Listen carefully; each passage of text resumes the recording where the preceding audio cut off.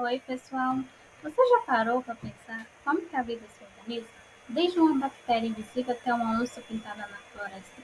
Como que tudo isso se conecta? E por que tantas espécies estão desaparecendo? Muito prazer, me chamo Dalia, sou estudante de licenciatura em Ciências Biológicas da Universidade Estadual de Goiás e hoje, em alguns minutos, vamos entender como que a vida manifesta em níveis diferentes e quais condições do ambiente ajudam ou atrapalham e como nossas ações mudam tudo isso. Então vamos lá. Como que a vida se organiza? Da célula à biosfera. E por que ela está em risco? Bom, tudo começou com os primeiros seres vivos que surgiram há 3,5 de anos atrás. Eram organismos simples, constituídos por uma única célula que não tinha núcleo definido, e eles foram chamados de procariontes. Esses organismos deram caminho a formas de vida mais complexas, sendo essenciais para a transformação na vida na Terra.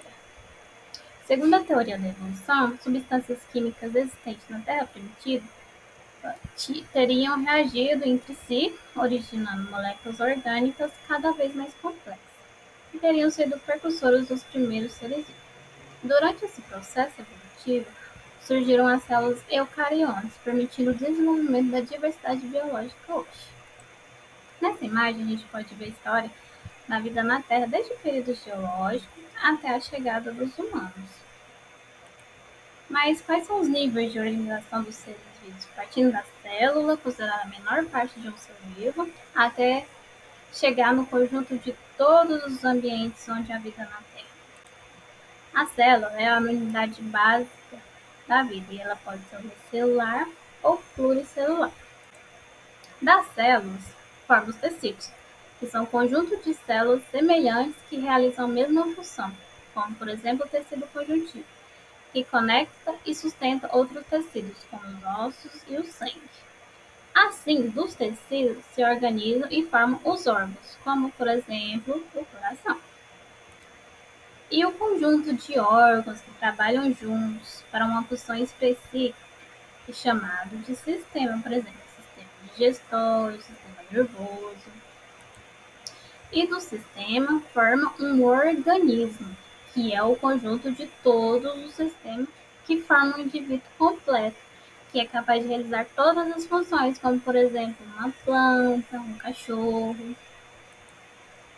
E um grupo de organismos da mesma espécie vivendo numa área forma a população.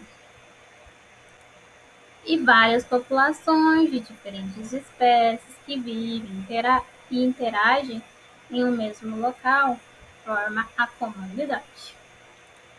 E assim, o ecossistema, que é um sistema formado pela interação entre as comunidades. E um grande ecossistema com características semelhantes em uma região como a floresta ou um deserto chama bioma. E todos os ecossistemas do planeta formam a biosfera, a nossa casa. E essa diversidade vem de três grandes grupos. Vem das bactérias, das arqueias e das eucariontes. As bactérias estão por toda parte. Elas estão na água, no sol, no corpo, e elas são essenciais para a vida. As arqueias também são procarióticas, mas geneticamente elas são diferentes das bactérias, e muitas delas vivem em lugares extremos, como um vulcão. E no domínio das eucariontes estão todos os seres com células complexas, como os protistas, os fungos, as plantas, os animais e, sim, nós também. Mas como está tudo conectado, há também fatores limitantes e tem intervenção humana. Vamos ver? Então, tudo está conectado. As plantas produzem oxigênio e alimento. Os animais as polinizam, dispersam sementes e equilibram a cadeia alimentar. Os micro-organismos reciclam nutrientes, mantêm o solo fértil. E o ecossistema ele interage e forma a biosfera, que é a nossa casa. Então, cada ser vivo, por menor que ele seja, tem um papel muito essencial no equilíbrio do planeta. Mas a vida não se espalha como quer. Ela depende de condições, temperatura, água, solo, luz do sol, que são chamados de fatores abióticos. Por exemplo, na luz solar, ela é essencial para a fotossíntese e a luz, mas Ela não é só isso, ela também é informação, porque ela atua como um relógio natural que sincroniza os ciclos vitais de plantas e de animais. E cada organismo ele possui uma faixa de temperatura ideal para sobreviver e se desenvolver. A temperatura ela funciona como um filtro ecológico, determinando quais espécies podem habitar em determinado ambiente e quais estratégias evolutivas desenvolvem para sobreviver. A água ela afeta a sobrevivência e a distribuição das espécies. Ela é muito importante. Ela é um fator decisivo na distribuição da vida terrestre e da marinha. Ela molda os biomas e força os organismos a desenvolver estratégias engenhosas para sobreviver. O solo é um tipo de composição que influencia o crescimento vegetal. Ele também é um reservatório de vida, funcionando como suporte físico, químico e biológico para os ecossistemas. O vento é um elemento que exerce grande influência nos ecossistemas, pois ele ajuda na dispersão de sementes, ajuda na temperatura dos animais e também pode determinar o crescimento de várias plantas. O pH, a salinidade dos nutrientes, determina que quais organismos podem viver em determinado ambiente. Por exemplo, em lagos ácidos, poucas águas sobrevivem, aí menos alimento para os herbívoros e assim vão impactar nos predadores. Algumas espécies elas também toleram ambientes ácidos, como os musgos ou os alcalinos, que são as algas marinhas. Mas a vida ela não espalha como quer. Quando faltam os fatores abióticos, viram fatores limitantes. E todos esses fatores eles podem restringir a sobrevivência, o crescimento e a reprodução, levando ao desenvolvimento das adaptações ecológicas. Aí as adaptações são em grande parte respostas evolutivas e tudo isso altera os fatores naturais. Aí as espécies perdem seu habitat, elas não adaptam ao tempo e correm risco de extinção.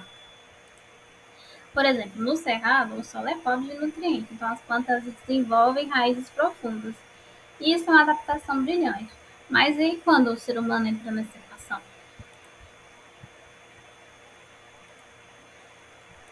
Aí começa o desmatamento, a poluição, as mudanças climáticas, a poluição. Aí isso aí tudo altera nos fatores naturais. E qual que é o resultado? Muitas espécies perdem seu habitat, elas não adaptam com o tempo, elas correm um risco de extinção, né? Aí a vida se organiza, mas o que acontece? Nós, seres humanos, desorganizamos. E como que essas espécies se adaptam? Aqui entra a evolução de Lamarck e Darwin. Lamarck ele achava que o uso ou desuso ele mudava a espécie. Já Darwin, com a seleção natural, falava que os que sobreviviam seriam os mais favorecidos, eles se adaptavam. Lamarck achava que o uso ou desuso mudava a espécie, tipo, girafa esticava o pescoço e ela, quando ela ia se alimentar esticando o pescoço, ela passava para os filhotes. Mas foi Darwin que acertou. As girafas já nasciam com o pescoço de tamanho diferente. Aí as de pescoço mais não conseguiriam mais alimentos, sobreviveriam e se reproduziriam.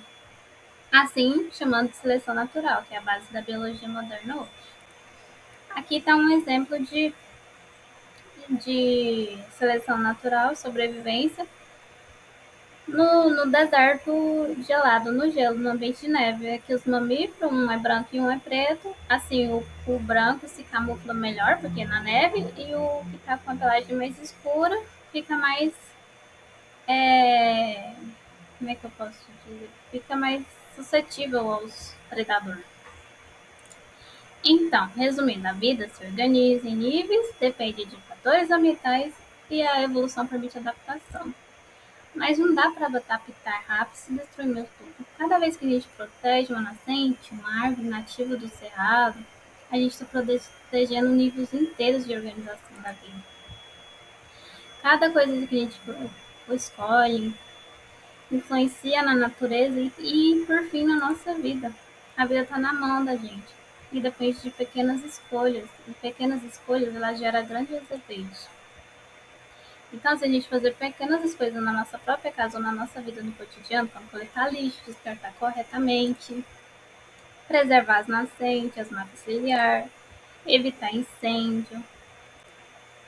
O uso da água consciente também é muito importante. E o respeito à flora e à fauna local. Caso você vai visitar algum lugar que contém, respeitar tanto os bichinhos quanto as plantações. E assim essa árvore está mostrando feliz, essa imagem. Isso indica que pequenas ações, quando a gente cuida, residem em paisagens prósperas e cheias de biodiversidade. Então, cada um pode fazer a sua parte. Mas vamos lá, ver o que a gente aprendeu hoje? Vamos jogar? Quiz de biologia. Vamos ver o que vocês aprenderam. Qual que é a menor unidade da vida? Acho que é célula, tecido, órgão, organismo. Célula, muito bem. Quem falou célula? O que forma uma população? É a comunidade, são os fatores abióticos, a mesma espécie ou diferentes espécies? Se você falou mesma espécie, acertou. O que é o ecossistema? Apenas animais, apenas plantas, só clima, comunidade mais ambiente? Muito bem, comunidade e ambiente. Quem explicou a seleção natural? Mendel, Darwin, Aristóteles ou Lamarck? Darwin, muito bem. O que é biodiversidade? Variedade de vida, clima, sol ou água? Isso, variedade de vida. Valeu! Muito obrigada por vocês terem jogado. E vamos lá umas perguntinhas de reflexão para vocês aplicarem na vida. Qual ser vivo do cerrado te surpreende pela adaptação e por quê?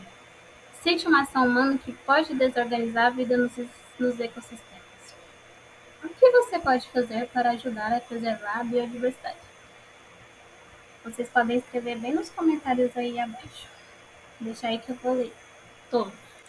E lembre-se, você é a parte da solução, então continue aprendendo e cuidando. Muito obrigada. Se essa aula fez você refletir, deixe seu like e não se esqueça de se inscrever e ativar o sininho, porque a ciência é para todo mundo. Até a próxima. Tchau, tchau.